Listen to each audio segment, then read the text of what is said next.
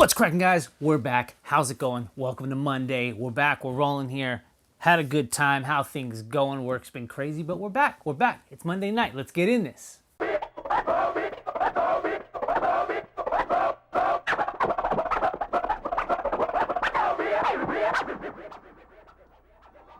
What's cracking, guys? How are you all doing? What's going on? Welcome to the Honda Recap. If this is your first time, make sure you hit that subscribe button, hit that thumbs up, and that bell so you're notified every Monday night at 6 p.m. when this comes out. West Coast time, 6 p.m. West Coast time, where we sit down, hang out, talk Honda, rants, go over previous comments, new questions, discussions, and everything in between.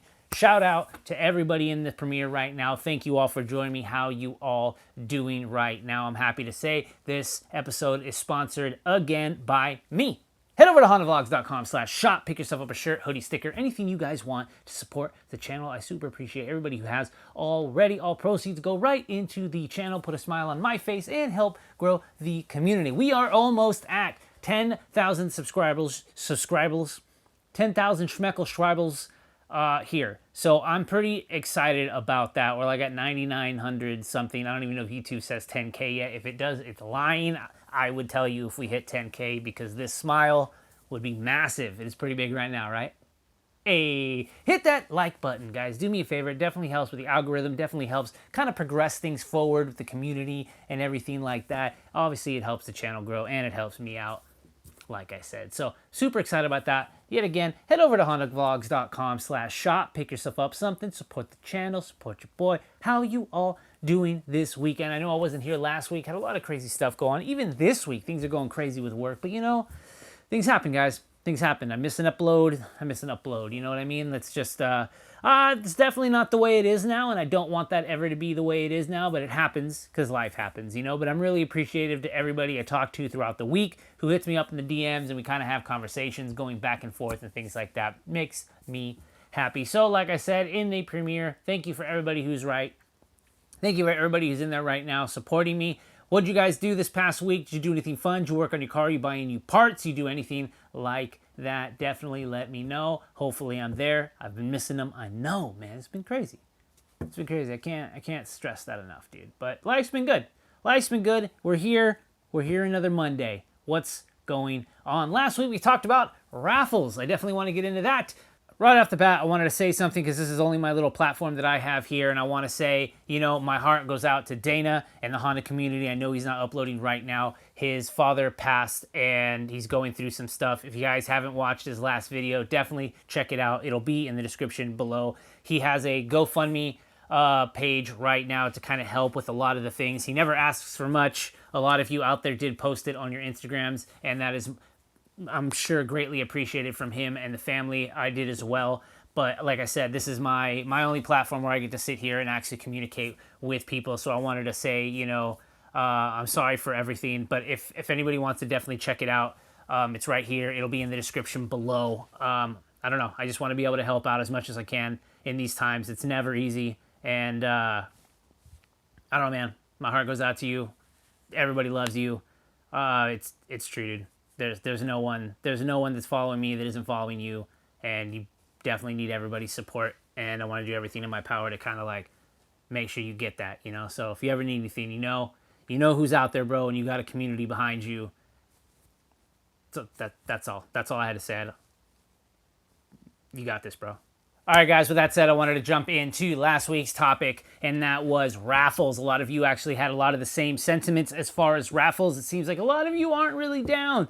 I'm sure a lot of you are down, but you kind of get what's going on maybe behind the scenes, and you're like not fully committed. But like I said, we'll go over some of the stuff last week. It's very interesting, so let's go ahead and kick this off with Matt Veramontes. It's not a raffle unless there is a way to enter for free. If there's no fee entry and it's only pay to play, then it's no longer a raffle. It's now a lottery, and those are illegal or have to be managed by the state gambling and gaming board. True. There's a lot of truth to that for sure. There's a lot of truth to that because there are, you know, legalities there. So that is one of the biggest things that, you know, we brought up last week and that a lot of you also brought up now. After that, we've got Junkyard Performance. I think it was way more appealing to have to buy something to enter the raffle like Deadbeat Garage is doing right now for the EF 4-door. Again, it goes back to, if you're going to buy something to support, but then also this thing also comes with it. I'm sure that's easier when it comes to legality stuff, but it also just makes it more fun and more entertaining and just kind of like better than a straight up like lottery. Like I just bought like $40 in scratchers and I got nothing for it. Odd Roach, raffles are whack. Me, I'm tight. Whack. And the people who control them are always about the hustle. Like you said, the item 9 times out of 10 is being sold for more than it's worth. Raffles literally started because people couldn't get what they wanted for their cars. More importantly, what they are actually worth. Hustle all you want. Out of all the people in the car community, there's too many people willing to gamble. It's true. It's true. We got a lot of people got really nice, decently nice paint jobs, engine bays. They put a lot of that effort and work into it. They put it on Craigslist maybe, and maybe they want $4,000 for it, and they can't really get $4,000 because you're kind of like, hey, bro, the car's kind of only worth like $2,500, dude. I'm sorry to tell you, but they're gonna get $4,000, $20 a pop. It's true. Sorry, I said that. I'm not calling nobody out. I literally am. I just, just joking. But these kind of things happen. You got to kind of look at what's being sold and then think to yourself, like, how much is that really worth, though? And then you got to go off. What's that even worth, though? Boy. With the raffle, agree. I have started a t-shirt collection from Tuner Cult, but like you said, at least you get a t-shirt and 25 more entries, and others seem sketch. All right. This seems to be the consensus. Mark Status builds. Raffles are lame. I watch a big player in the game literally raffle Hondas every week. I told my brother if I did a wrap and cleaned up my harness and engine bay, we could do a raffle and make like 15 times what I have in the H-Swap Civic, which I would never do. It was all satire, but we both realized, like, wait, you're right. If we do 50 a spot, even with 10 people, that's 5 times what I paid for my Civic. And this is what people notice. And so that's why it's like, hey, bro, like, well, how do we feel about these things, I mean, it's kind of cool for little stuff, like intakes or, valve covers that are painted pretty sick. But, like, the car situation, man, that's crazy. That's just crazy. All right, next one, we've got another F and CRX vlog. I think that's a good point on raffles, to sell shirts and stickers for spots instead of just spots. I followed a guy last year who was raffling off 2 trucks, and he was arrested and lost all the raffle money plus the trucks. I think that was the guy in Arizona. I'm not sure, don't quote me, but that, I think, was the guy in Arizona that I was talking about in the last video.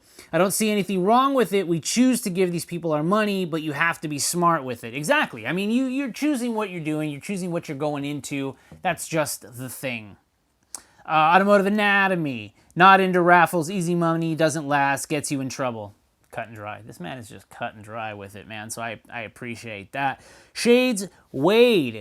I'm down for some Adobe Premiere tutorial videos. I love Final Cut Pro X, but lots of limitations compared to Adobe Premiere. Teach us, Yoda. I know that there's actually 2 or 3 because I did mention that. So you're one of like 2 people, 3 people, I think, that wanted that. So that is something I am considering because I know it, well enough to feel like I can teach it. If you feel like you know something, teach it, and then you get even better. That's literally what I heard. But yeah, okay. So there's a lot of comments, and I really appreciate everybody that commented in the previous video. But like I said, everyone seems to be under that consensus that, like, raffles are kind of weird, like, is it worth it for the money? And a lot of you feel like you're down to gamble, but you also know that it's a gamble. So with that, across the board, I appreciate everybody's honesty. Hopefully in the future, things start to get easier. I know Sheepy Bill actually just completed their raffle, giving away the Evo that they did, doing it through merch. There was some learning curves and things like that, and they kind of went through, but they did it legalities. They had lawyers counting everything. I think Tommy Effia has done a few raffles before, also through merch, and it hasn't been like, you put a raffle ticket in a bucket, mix it around, and you just pick it out, right? Every purchase is confirmed. Every order is confirmed. Lawyers, triple lawyers, more lawyers. Like, legality's sake is involved here because if you're going to do it right. And there's no use to try to sleaze your way through it because in the end of the day, someone's going to wonder, like I said, how you just made $10,000 from friends and family out of nowhere on your PayPal. How are you going to prove that? All right, guys, for this week's topic, I haven't really been able to think of anything, but I have a couple ideas here, and we're just going to go right off the top because sometimes I sit here and, like I've mentioned before, and I mentioned when I did a podcast with Frank Downstar that, like, this is unscripted, man. I hit record and I sit here and then I go for it, and I started really thinking about, like, plans in my life and where I'm headed and builds and things like that, and I started to really consider when do people want to start turboing their cars? Everybody says NA is best. A lot of people say turbo is best, and I'm not going to get into an NA versus turbo, but I will start this because it just popped into my head as we're talking right now. So that is, when you are NA, do you go turbo because you get bored, because you don't want to start a new project, so you're like, how do I keep going on mine? So I'm going to boost it. Now, when we watch early videos of like Hunter Tuned, we see these building like high compression B20Bs and even VHB engines, VHB Chris, he's showing you how you can make like K20A3 motors, super high compression. And you're like, all right, cool, you've gone that high compression route. Most people want low compression when they boost, so you can make more boost. So at some point, do you build high compression? And we go back to Hunter Tune, where like he had, you know, pretty high compression build. He still turboed it, still made a lot of power, and nothing really bad happened, you know? So do you think that people who go turbo after being NA, did they do it because they wanted boost in the first place? Or do you think they did it because, or do you think would you do it, not they specifically, like I'm talking about anybody, but is it an easy way to just keep going on your build? Because we all know that if you start another build, you're kind of in like this weird position where you're like, damn it, why did I start a new project, right? Let's take like the Soul, like my Soul. B20, works, drives, it's fun to drive. Where do you go next, right? Where do you go next with that? You can keep it NA, you can drive it, it's reliable, you can turnkey, you can get around. But at the same time, you can also throw turbo on it. If you have a turbo kit, you have all the pieces, and that's like the next level of stuff, right? So do you think going turbo is worth it if you're already NA, or should you just stay NA? And I know this is completely open box. I don't really know where this question should really end up, because a lot of you know, if you're sitting there, you're like, well, if you're NA, why go away from NA? And if you're going boost, you should have built for boost. Is building for boost necessary? Side question.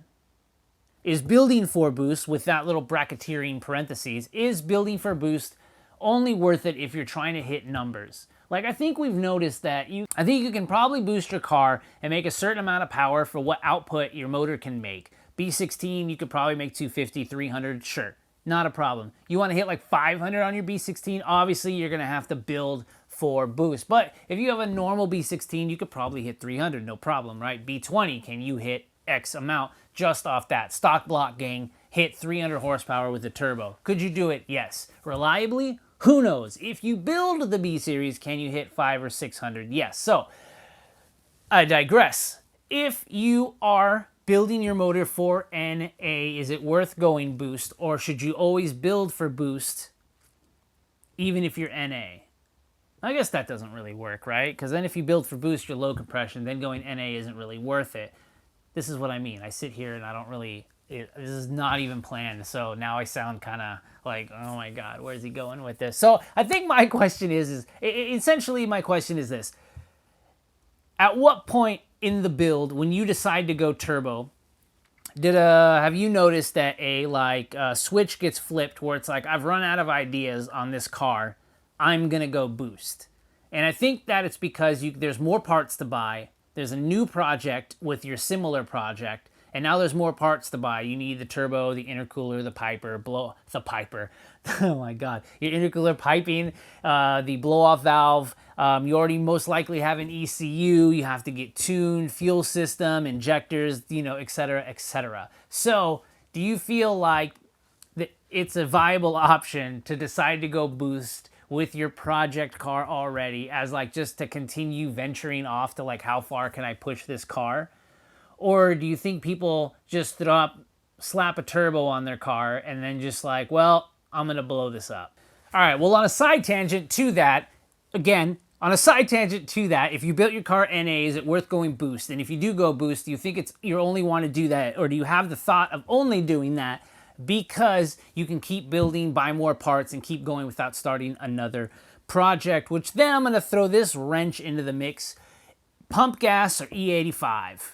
That's the question here, because a lot of people know that you can go E85, it burns better, you can make more power. I guess it's more efficient than gasoline, but I'm here in California and we only have 91, and average in other states is 93, so you get a little bit higher of octane, right? So you're building for that. So with that said though, with that said,